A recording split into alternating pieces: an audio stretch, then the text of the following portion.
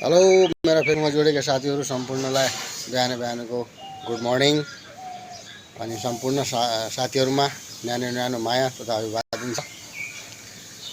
मानिसले भन्ने गर्छन्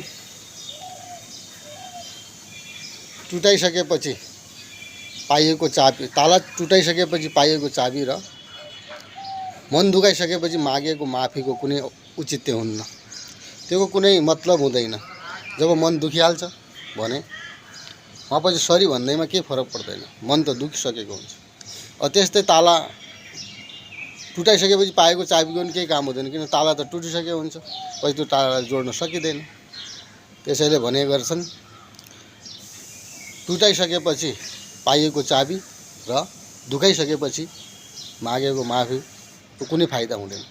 जब मन दुखिसक्छ त त्यसको कुनै मागेको माफीको कुनै फाइदा हुँदैन भनेर भन्छन्। त्यसैले साथीहरू, हामीले सबैले कसैलाई पनि बोल्दाखेरि राम्रोसँग मिजासिलो मिठो स्वभावले बोल्नुपर्छ। सबैलाई न्यानो न्यानो माया गरेर बोल्नुपर्छ। आदर सत्कारको भावना, स्नेहको भावना लिएर बोल्नुपर्छ। त्यसैले मलाई आज यो कुराको एकदम मूल्यवान अर्थ लाग्यो, किनभने ताला टुटाइसकेपछिको चाबी, पाइएको चाबी र मन दुखाइसकेपछि मागेको माफी कुनै उचित हुँदैन भनेर।